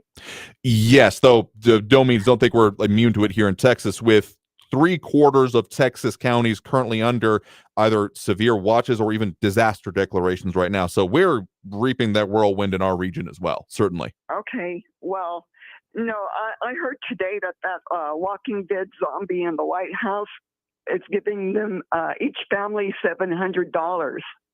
But America can afford to give Ukraine $40 billion every couple months, but he can't take care of the citizens. This is my opinion, what I'm saying, and nobody's going to change my mind about it, but I think he's being blackmailed. Okay, I get your perspective on that. And I mean, it has been in the billions, though I don't believe that's on a month. I think there's a new package that was talked about, $200 million, as much as we're in Friday territory with those issues. But I will say that relief efforts for all of the issues that we are seeing from the weather patterns we are experiencing, I mean, there may be water resources that are going to be needed for the Texas region before long, as people may not be able to continue occupying where they are if some of the levels of usage in the aquifers more in the central and eastern Texas continue to reach record lows. There are some very serious issues being faced there. Biden will give Texas money? Again, disaster declarations have been made, and I mean, sure, Hawaii certainly continues capturing headlines. I'm not saying it doesn't deserve to either, because of all of the focus and the devastation. And I mean, it's like what happened in, I forget the name of the town in California some years ago that was essentially wiped out. But I'm just saying that I hope it doesn't go this way in Texas, but I have concerns that we may be seeing that in, again, our larger region before too long, before this season is up. I hope not, but if the hopes were the only thing that mattered here, we'd all be fine. Okay, well, anyway, I just think Biden's being blackmailed. That's why he's paying so much money and giving the citizens nothing. I know that there's been outcry about the amount of money being set there. All right, well, do appreciate the point in the call. You have a good one there. All right, and with that, we do. Tell you, let's go and take that next break. Get back more right with our time frames here. But coming out of this break, we will get some more calls and comments on the line here. So if you want to get on the line, that number again to do so, 915-544-5876, 915-544-KTSM. Back after this break with more Talk El Paso here on News Radio 690 KTSM. Stay tuned.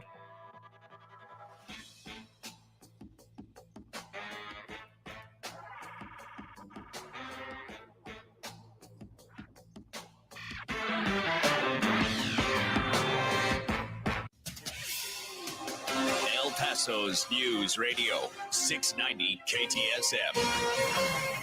I'm Liz DeWicki with your KFOX 14 news update. US 54 heading both north and south are open once again after a deadly crash early Wednesday morning. It happened in central El Paso right near Fort Bliss. Police have confirmed one person died in that single car crash, but right now they have not released other details from the investigation. We've also learned more about the deadly motorcycle crash that snarled traffic on I-10 for hours on Tuesday. Police say the motorcyclist was a 60-year-old man killed in that crash. They confirm the bike was weaving through traffic at high speeds when it crashed with another car on the highway near UTEP. Police say speed was a factor in that accident. A possible dog attack landing one person in the hospital with serious injuries. This happened Wednesday morning in northeast El Paso. Right now, police aren't saying much else about the investigation, but they do confirm they requested help from animal services about a dog in that location. Stay with KFOX 14 for the latest. With your KFOX 14 news update, I'm Liz DeWicki. News Radio 690. Traffic all day. Just one crash out there in the borderland, and it's just north of downtown Wyoming, eastbound at Mesa. An injury accident's blocking the left lane. Southbound on Global Reach, it is slow from the expressway down to Montana, 30-minute delays. Northbound Mesa up to Wrestler, it's an 8-minute delay. And slow traffic eastbound Montana from McRae out to Zaragoza, 10-minute delays. Carrie Edwards, El Paso traffic. From the KFOX 14 Severe Weather Center, I'm Chief Meteorologist Brad Montgomery. Temperatures are going to be on the rise as we go through our Thursday. We'll see temperatures in the 60s and 70s tomorrow morning. And then for the afternoon, high around 102 degrees, 10% chance of a very isolated storm for your Thursday. As we look to your Friday, partly cloudy skies, hot once again, high 102. If we're lucky, numbers could come down some with highs in the upper 90s for the weekend. From the KFOX 14 Severe Weather Center, I'm Chief Meteorologist Brad Montgomery. This report is sponsored by ComparionInsurance.com. Hi, we're Comparion Insurance Agency. Never heard of us? We know. But to help it stick that our local agents are insurance experts, we're going to say local agent 3 times in the next 5 seconds. Local agent, local agent, local agent. Find us at ComparionInsurance.com. Protection for all, peace of mind for you. For over 40 years, Mazer Security Alarms has proudly served El Paso with superior service and superior protection. You can afford the best. For your free quote or to upgrade your existing system, call Mazer Security Alarms at 915-590-0033. Hey, El Paso, Ivan Ochoa, General Manager of Sunland Park Chrysler Dodge Jeep Ram Fiat. Trade up to a new or certified pre-owned vehicle for thousands less. Right now, our prices are the best in town. Get huge savings on hundreds of new and certified pre-owned vehicles and more for your trade. For a limited time, everyone gets employee pricing on 2023 Jeep Gladiator trucks and super low 1.9% APR for 72 months. Take $6,000 off MSRP on 2023 Ram 1500 trucks or 2.9% APR for 72 months. Take $2,500 off MSRP on 2023 Dodge Charger and Challenger. Get $2,500 off MSRP on 2023 Chrysler 300.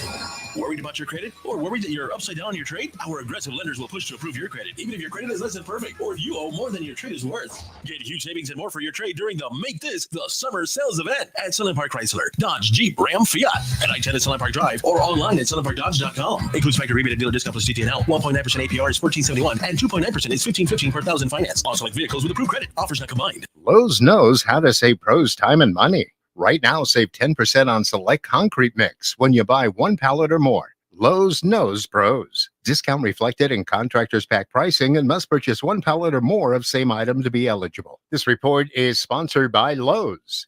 Hey, hon, what you doing with your phone? Do flowers have best friends? I don't know. Hey, look. Whoa. Some answers can only be found in nature. Discover the unsearchable. Visit discovertheforest.org to find a trail near you. Brought to you by the United States Forest Service and the Ad Council. El Paso's News Radio, 690 KTSM. Live from the KTSM AM 690 studios, it's Talk El Paso with Andrew J. Polk. To be a part of the show, call 915-544-KTSM or follow on Facebook at facebook.com/Talk El Paso. Now here's your host, Andrew J. Polk.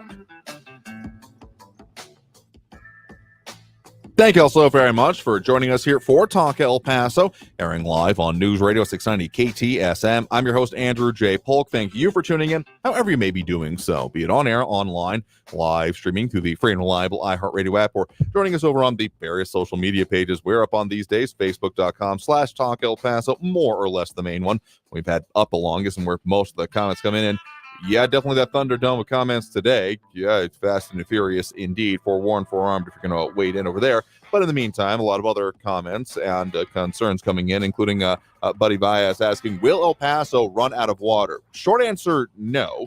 Long answer, do need to be careful with it. And I mean, we're actually on different aquifer systems. That's the Hueco Bolson. I do believe there's technically the Mesilla Bolson, or very least the conjunction over there with it. So we're separate from the ones and the issues we're talking about for the rest of Texas, but we're also better situated, I would say, because of some decisions having been made in recent years, decades. That day of reckoning that was avoided by El Paso, or at the very least kind of forestalled, and therefore continue to be dealt with, as we've talked about very recently. So, yeah, we're better off, I would say, than if usually just be thinking about what's west of us, but now looking around us more and more in kind of all directions, thinking like, okay, there's a whole lot of reasons I'm very happy to be in El Paso, and the water initial things continue to be a part of it. Matt Olson suggesting the hashtag kerfuffle dome. We'll see if we can get that on a t-shirt or something. In any case, a lot of other commentary coming in, and did find an answer on those items that I was talking about here. I was right. It was the Justicia Fronteriza PAC group did end up having the petitions, but also along with a few other organizations, I do believe, including the Community First Coalition, that their three propositions were limiting campaign contributions to $1,000 per individual per candidate, providing public financing for community candidates who get a certain number of signatures, and ranked choice voting, which eliminates runoff elections, the last of which cost the city $750,000. Reading from their post over on justiciafronteriza.com from the August 15th. So I don't believe, if I'm not mistaken, that ended up being on the November ballot. If I'm remembering correctly, I didn't find the exact site on this one, that essentially City Council said this was not received in due order enough to put it on this immediate ballot, though, is still technically, I guess, percolating out there. I mean, said they delivered 11,000 signatures to City Hall, and if I'm also remembering correctly there, I think at least the minimum amount, of which I believe was like 8,000, was accepted. So in any case, that's the minimum research I was able to do in the middle of the break anyway on that situation. But let's get back to those phone lines right now. Again, squeezing in what we can before the end of the show. That number to call is 915-544-5876, 544-KTSN. Again, full up at the moment, but we'll do our level best to get to as many as we can cram in before the end of the show here. So let's jump right into it. We do have Eric on the east side here with us right now. Eric, thanks for joining us. Hello there. Just today, your partners at KFOX shared a story they deemed newsworthy and important for El Pasoans to know about. It detailed a New York Post article about Obama allegedly having gay fantasies. Another story they deemed newsworthy today was some cherry-picked story about how some conservative bigots were denied the option to adopt because they hate gays and trans people. You know, and I'm sure that's promoting the idea that these perfectly fair telling of the being issues in those stories. Against unfairly. And another story KFOX shared yesterday that they deemed newsworthy was how conservatives are mocking CNN for explaining transgender terms to their listeners. That is clearly not newsworthy either. And I've commented frequently how KFOX actively deceives El Pasoans into hating LGBTQ people and Hispanics with cherry-picked stories like these, only meant to dehumanize and demonize them. And I've cited many examples that show how those at KFOX have no journalistic integrity on both national and local issues. Like, it's a right-wing propaganda outlet that purposely misinforms El Pasoans daily. You know, they're owned by the right-wing propaganda conglomerate Sinclair Broadcasting Group, and they actively promote the vilest forms of hate and bigotry every single day on their page. You know, their Facebook page. And you know, in regards to what you were talking about earlier, you know, about Cassandra Hernandez's story in El Paso Times, it makes perfect sense. You know, her objection that she's bringing up, that the head of the Ethics Commission hearing should have recused himself because he himself filed a frivolous ethics complaint against her in the past. Like, that makes perfect sense. If the head of the, you know, an ethics commission hearing filed a frivolous ethics complaint against the person they're ruling over, they shouldn't be leading that ethics commission hearing. And it really is unfair or unfortunate, you know, that Cassandra Hernandez was being maligned and attacked for meeting with her constituents more than every other city representative, you know, by people making assumptions and conservatives, you know, making up all these lies about her stealing and such. You know, when she paid everything back and that she gave the ethics commission hearing the calendar showing that she had back-to-back meetings, showing that she was using all of that gas for her meetings. And you yourself were promoting some conservative disinformation and false assumptions about her, repeatedly referring to grand larceny and theft. Okay, so now that you're specifically accusing me of things here, questions came up about what are the statutes. So researched the statutes and talked about them. You continue with this premise that by bringing something up, by saying something and adjacent to it, we're doing implications when you love quoting me. This is, I think, a pretty fair assumption on my part, even if, no, you have not directly said that. But given the way you've talked about it here, it seems to be one of your favorite pastimes, combing through previous things we said, which I have to imagine with a certain amount of fervor on your part and looking for, oh, well, yeah, there's something for you here, those kind of things. Again, no recordings directly of this, but that's just what plays in my mind anyway. And the thing is, people were asking about what would be happening if there were to be criminal investigations. Now, again, there are not. So if you don't like the fact that like criminal statutes exist, I really don't know what to do for you. But again, there have been no charges against Hernandez. District Attorney's Office saying it has never been fully presented to them here, but the City of El Paso, on behalf of the police department, has said that they stand by essentially not having done the full presentation of it here. So we do expect that that won't change, but the statutes exist. You realize that, right? That there are statutes for grand larceny and things, and if you don't like that, I mean, you're not saying that they don't exist, right? That's not what you're saying? No, but you did promote that defamatory comment twice and then encouraged it after the break, saying that the police were unclear about their conclusions when at the time, so arguing that, oh, it's fair to assume or encourage grand larceny because the police are unclear whether they had finished the investigation. You even quoted old articles that didn't even back up your point, alleging that the police were unclear whether they were going to provide a police presentation, arguing therefore it's fair to question these things or talk about grand larceny.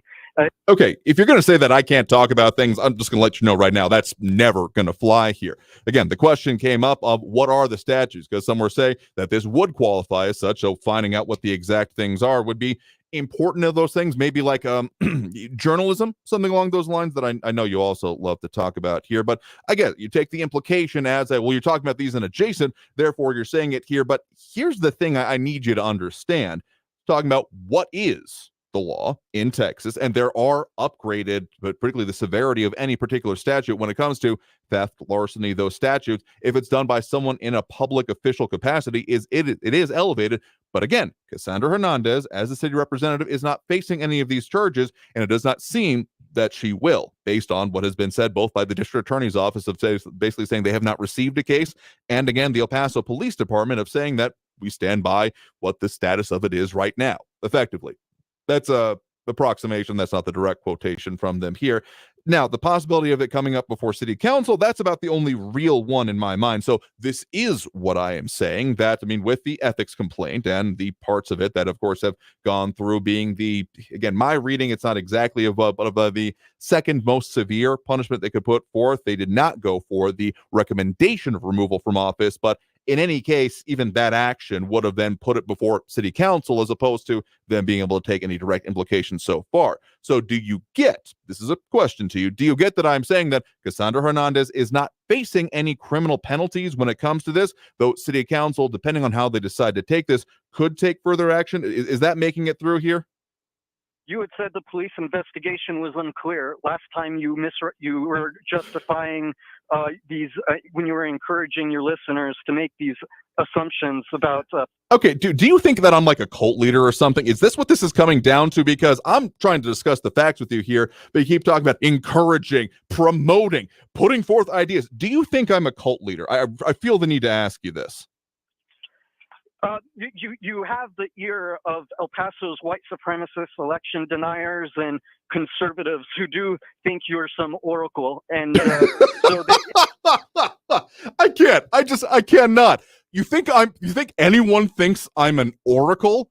That is the most unintentionally hilarious thing I think I have ever heard. Seriously, my dude. if you want to talk about the things going on here in El Paso, I get it. There's a whole lot of people out there you don't like that you label and expect everyone to say, but I've labeled them. How can you disagree with me and knowing that just by labeling and then saying these are bad people and therefore you shouldn't like them is not how this works. So if you want to talk about the issues, as we often do, Oracle, oh, that's going on another t-shirt, maybe a button, El Paso Oracle. Oh, that is, I gotta tell you, as much as I know you don't intend it, your nicknames are hilarious. I'll put this on the pile, including the spokesperson for El Paso's Rich and Powerful. Oh man, thank you. I needed that today. That is fantastic. So we're gonna get to a couple other calls here, but my dude, if you ever come back down from La La Land, let us know. We'll send us a postcard there from any case if you ever get the chance to. We have a couple other calls here on the line here. We do have Frankie and Missy on the line with us here right now. Frankie, thanks for joining us. Well, let me tell you something. In my limited knowledge of Greek mythology, there was an oracle in Delphi. Yep. And I think her name was Cassandra. And you don't sound anything like a woman. So I don't know if there's man oracles or not. I'm not too sure. I think you're... Let me say this. Fair enough. You guys in El Paso couldn't even wait to the beginning of the new fiscal year, and I'm referencing what you reiterated on a comment by the great Abel Rodriguez, right? Mm-hmm. And he said that you guys are getting ready to float a $600 million school bond thing. Are you kidding me? Now, you just got some bennies out of a discount here, discount there on your most recent new budget for fiscal 24. And already out of the box, you're going to push forward a $600 million bond issue, which is going to cost you big bucks. What the heck is the matter? What is going on here? Didn't I tell you that's what's going to happen? I knew that was going to happen. What do you think of that? Fair is fair, but these are different organizations. So the tax rate put forth by the city of El Paso, yeah, that did go through. This would be the El Paso Independent School District, which for anyone who ever recreational goes over to the El Paso Central Appraisal District, like I often do, will know that that is the bulk of the property taxes people pay. Now, it is also the one that the homestead exemption or whatever it is. I mean, people in EPISD, obviously that, but whatever your independent school district area is for your specific part of it, it is going to be the biggest chunk of it.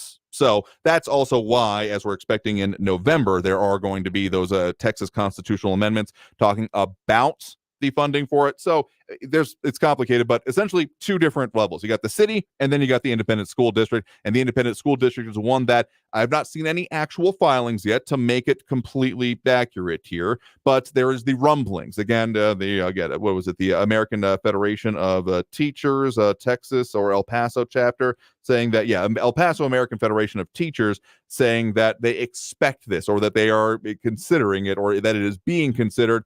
And I will say that public response to it is gonna have to be a pretty important part of it. Otherwise, why even bother? Well, I'm just saying, the way these things work, bonds, there's a reason why they call it a bond, all right? And when you're going to come short on paying the interest on that bond, somebody's got to chip in and make sure that this bond is functional. And I'm telling you, in 1-2 years, assuming you pass it, hello, Bohica, baby, Bohica. That's what I want to say. I understand that. I will say this, though. There would be no chance of it coming up short on the interest because, as with bonds, there is a tax rate built into it. So as long as there is still habitation in El Paso and doesn't go like, I mean, sure, catastrophe happens, someone decides that starting the nuclear war sounds like fun, or the giant meteor finally hears my pleas, it would continue on there regardless of any budget being passed or not. Well, I would hope it works out, but I'm basically a pessimistic person when it comes down Fair to enough. any kind of hanky-panky coming from government officials. When they tell you something, they're lying as soon as their lips are moving. So lots of luck to you beautiful El Pasoans out there. You have a great one, Andrew. No, sure. Well, thanks for the point in the call. Do appreciate it. All right. And I think we can squeeze on one more quick-ish one here. We do have Ben on the east side here with us right now. Ben, thanks for joining us. Yeah, Andrew, I was a little disturbed by a report on the local news last night. Evidently, this weekend, a 22-year-old man was charged with making a terroristic threat. Correct. When he went into the Cincinnati entertainment district brandishing a rifle. Correct. And threatening a man that he had earlier had an argument with that night. But the judge dropped the terroristic threat charge and instead just booked the 22-year-old for 3 traffic warrants that he had outstanding. That is all correct. And we did talk about that at the start of the show here. So in case you missed that part of it here, he has been that individual identified as, again, 22-year-old Andres Gabriel Lodoza has now been rearrested according to the El Paso District Attorney's Office. Okay, good. I missed the beginning of your show. I'm sorry. Yeah, understandable. I just think if we start down that road, where is it going to end? You know, does someone have to get killed before an individual faces consequences for his actions?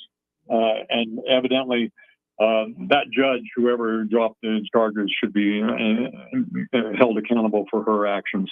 But I'm glad that he's being booked again. He should be.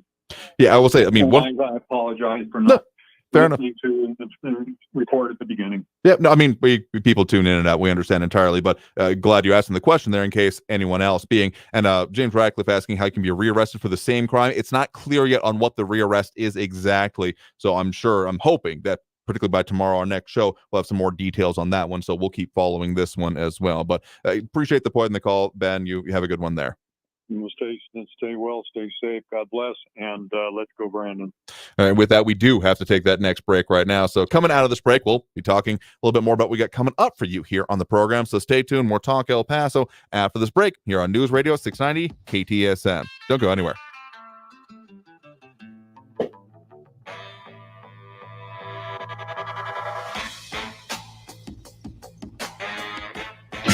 Traffic all day. News Radio 690.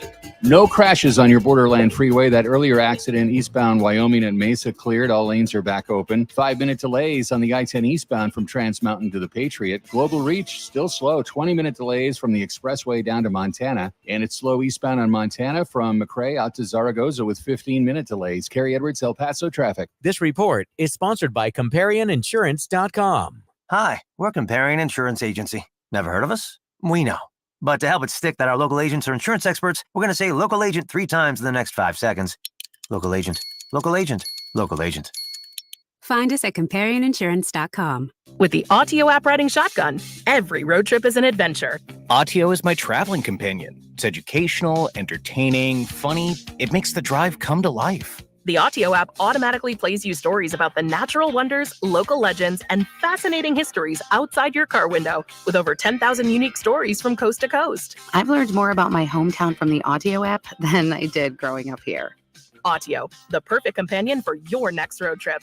Learn more at autio.com. Make the right choice for your home when it comes to windows and doors. For more than 20 years, the Window Depot has provided the best price and biggest inventory on in-stock windows and doors. The Window Depot is open to the public, so whether you're a homeowner or a contractor, you can shop the enormous warehouse. Browse the shelves with over 1,000 vinyl windows, interior and patio doors and skylights in several varieties and sizes available to go home today. Shop thewindowdepot.com or find a location near you. Lowest prices, biggest inventory. Imagine buying a pair of sneakers and getting a soothing, gentle foot massage like you'd get during a relaxing pedicure just by walking. Skechers' new Massage Fit sneakers. Because Skechers, the comfort technology company, has designed a unique innovation that makes it feel like you're pampering your feet with a gentle massage in every step. The secret is Skechers' new patented wave technology on the sole that gently massages your feet while you're walking around. Find them for men and women at a Skechers store, Skechers.com, or wherever stylish footwear is sold. There's your captain. Better buckle your seatbelts for this one. I saw my passport expired, so I went to Staples, got a passport photo lickety-split. While I was there, I grabbed some tiny travel soap and shampoo. I should have got some from my co-pilot. Just kidding, Brad. Staples has everything for travel. 10-minute passport photos, luggage, headphones, even personal travel items. And now at Staples, get $10 off your purchase of $30 or more when you buy a travel service. Staples, your first stop to nonstop travel. Ends 9/16. In-store only. Exclusions apply. Did you know that only 2 in 10 El Paso County students graduate with a bachelor's degree? By supporting Border Youth Athletic Association's mission of educational attainment, you will create a long-lasting impact in our students' lives. Your monthly donation enables 4th through 12th grade students access to after-school programs, providing a safe and healthy environment. BYAA engages and empowers El Paso's future through mentorship and leadership development. We believe every player who gets an education wins. Do you? Go to borderyouth.org and show your support for our youth today. News Radio 690 KTSM. Live from the KTSM AM 690 studios, it's Talk El Paso with Andrew J. Polk. To be a part of the show, follow on Facebook at facebook.com/Talk El Paso. Now here's your host, Andrew J. Polk. Thank you all so very much for having joined us here for Talk El Paso, airing live on News Radio 690 KTSM. I've been your host, Andrew J. Polk, or apparently smelling some natural the oracles. We were going along with that whole analogy here. Smelling the natural vapors and dispensing truth that no one can understand in riddles and tongues. Though I think the conversation about Cassandra, Greek prophet of doom, for more from the Iliad and the Odyssey time frame here, slightly different, though I guess similar scope. In any case, what we do have coming up for you on the show here in coming days, we mentioned working on some things involving, among other possibilities, what could be going on with Narcan, fentanyl, and those issues here in our area. And also, we do have more coming up on particularly some upcoming events. Preview for you tomorrow about what is going to be happening with the Walt and Alzheimer's. So make sure to check out on that coming up for us tomorrow. And then, of course, Friday's right around the corner.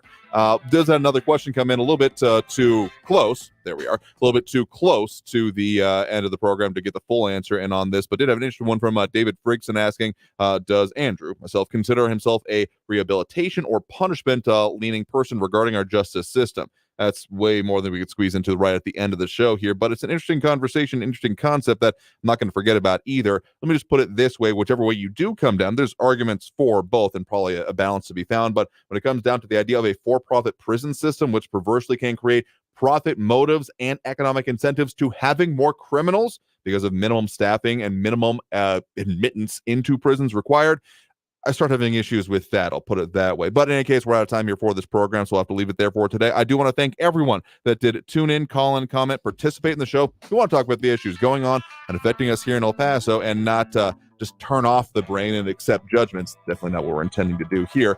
We'll do that again every Monday through Friday, 4 to 6 p.m. So until then, until next time, stay safe out there. Look twice for motorcycles when out on the road, certainly now more than ever. And have a great evening, y'all. We'll see you tomorrow. Traffic all day. News Radio 690. No crashes on your Borderland Freeway. That earlier accident eastbound Wyoming and Mesa cleared. All lanes are back open. 5-minute delays on the I-10 eastbound from Trans Mountain to the Patriot. Global Reach still slow. 20-minute delays from the expressway down to Montana. And it's slow eastbound on Montana from McRae out to Zaragoza with 15-minute delays. Kerry Edwards, El Paso traffic. Good news, El Paso. The WorkSafe Texas Summit is coming and it's absolutely free. You don't want to miss this exciting opportunity to get important information that can help you protect your workers. Texas Mutual Insurance Company's innovative safety event features panel discussions, safety materials, and more. It's free, it's informative, and we're even providing breakfast. So join us from 8 to 10:30 a.m. on Tuesday, September 19th at the Hotel Paso del Norte. Register at texasmutual.com/summit. The El Paso Community Foundation supports the causes you feel passionate about here in the Borderland, whether it's education, social services, arts and culture, the environment,